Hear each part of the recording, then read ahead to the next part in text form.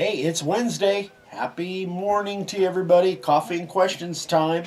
So, hope everybody's having a great week. A lot of great things going on.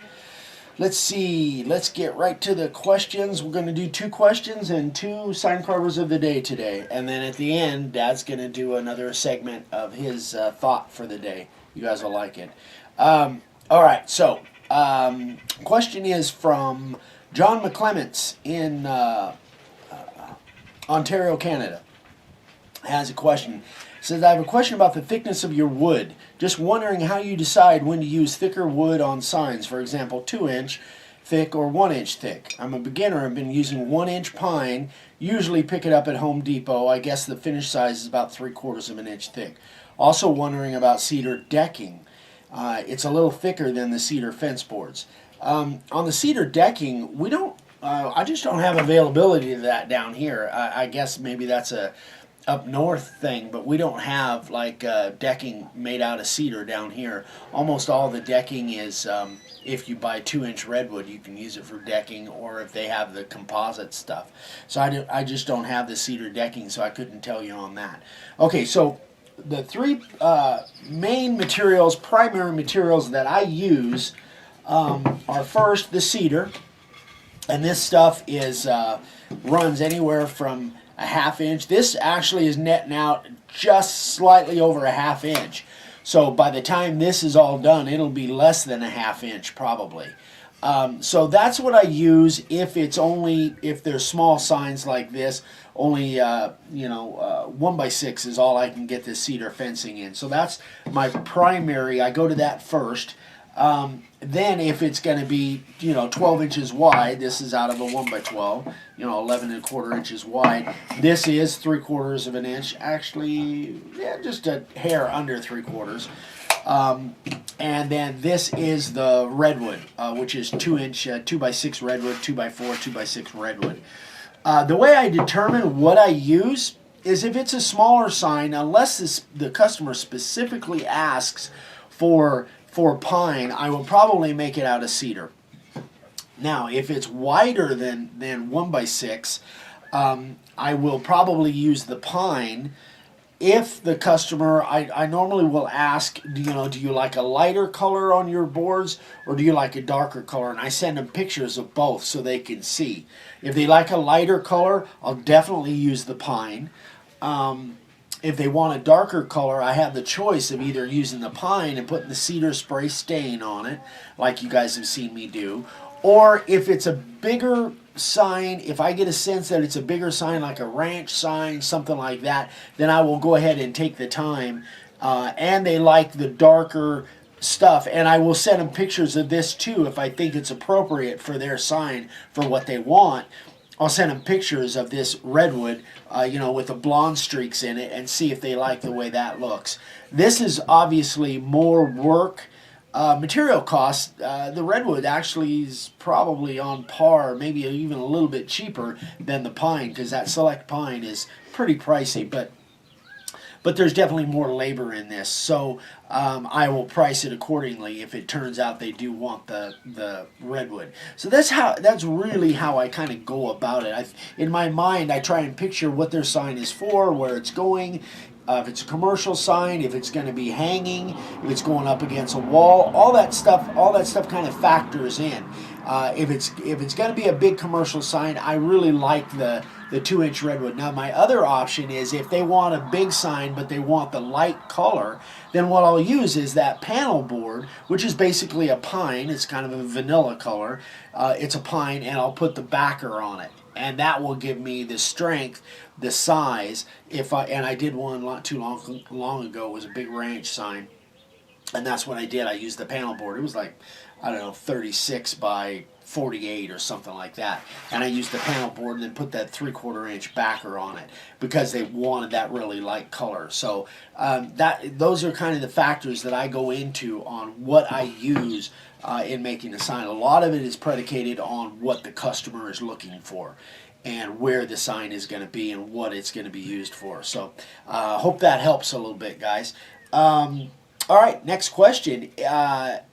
Terry Roth, my buddy Terry Roth. He was asking if if I can do anything on letter spacing and how I go about that. And what I normally go through. And I've kind of done this before, but let's just go over it again a little bit. This might be a little bit different than what we did before. All right, so I'm just taking some letters here, and I'm gonna spell some lettering out here. I'm gonna stand up here. Okay, yeah, it might get a better. We've got a shout. We're obviously on the porch again this morning. It's a nice spring morning. Not warm yet, but it's not cold. How do I spell spacing? Is that correct? Did I spell it right? I can't even remember. Is there an E in there? And normally I would have a line. So the first things to think about, guys, when you're figuring out your spacing on your board, if this was the word that I'm going to put on this board, is number one, is it inset or is it outset? If it's inset, literally I could put these things, and I have where I needed to, I could put them touching if I wanted to. Because when I carve them, they just won't. Now I wouldn't do that on this board even if they were inset, but what I won't do is, I didn't bring a pencil with me. What I won't do, guys, is try and this is a common mistake, is try and fill up the board with the letters by putting way too much space in between them. To me, that just looks terrible. So even if it was just a short word on this, again, if I'm going inset, and I don't have my pencil, but if I'm going inset, or outset, actually, in this particular case, I would put them up probably about like that.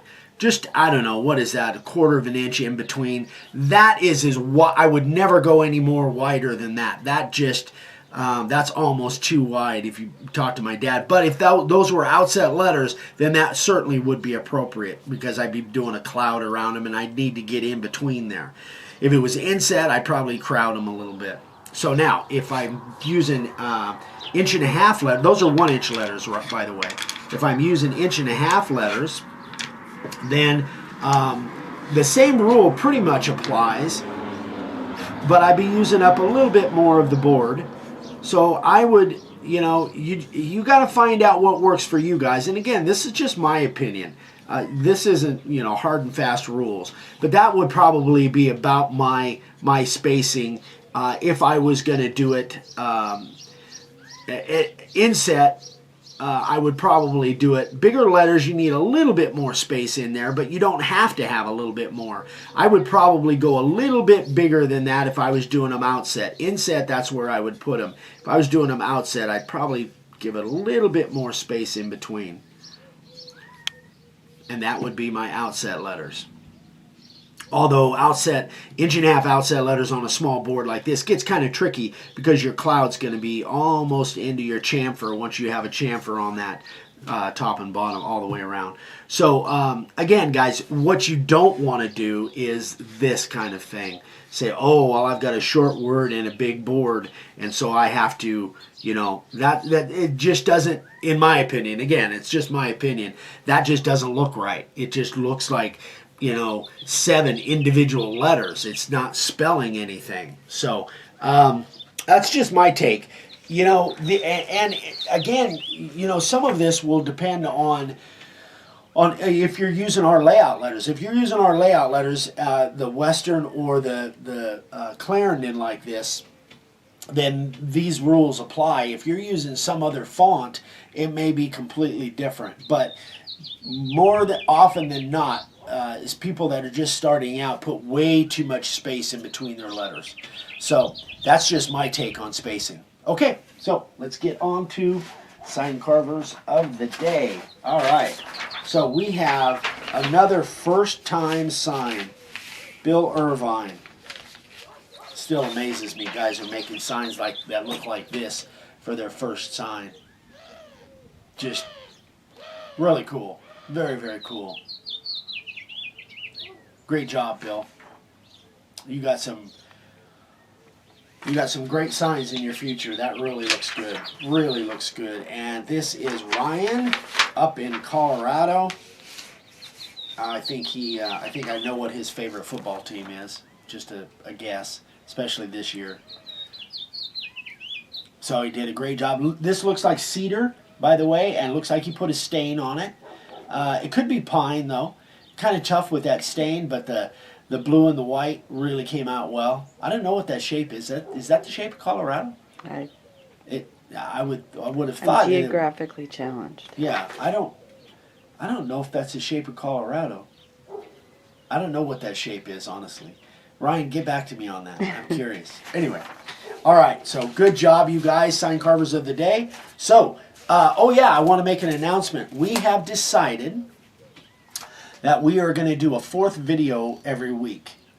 So you guys know we do Mondays, Wednesdays, coffee and questions, with the thought of the day on the end, starting this week. And thank you, everybody. Dad wants to thank you for the great comments, because we're getting really good comments off that. So I'm glad you guys are finding value out of that. He's got so much wisdom. He just astounds me every day. And he makes me laugh every day. But on Saturdays, we've got a special video that you don't want to miss. So tune in Saturday mornings. We'll try and get, because I'm filming them kind of ahead of time. But tune in Saturday morning. There'll be a video, probably 3, 4, 5 minutes that you won't want to miss. This, you will really, really dig this. I think everybody's gonna love it. So don't miss Saturdays. Now, before then, we've obviously got Friday's newsletter coming up, and we've got a real special subject for you on Friday. Dad and I are gonna sit down. We're gonna talk. So. Definitely tune in Friday, and we'll remind you again about Saturday's special video. So that is it for today. I'm getting long-winded. Everybody have a great day, and stay tuned for Thought of the Day coming up from Dad. So we'll see you on Friday, guys. Bye-bye. Hi folks, Old Dave here with a thought for today. And thought for today is about learning. And it's absolutely true that anything that you do is worth doing poorly until you learn to do it better, no matter what it is, whether it's carving signs, no matter what you do in business. If you do it poorly at first, that's fine, but just learn to do better.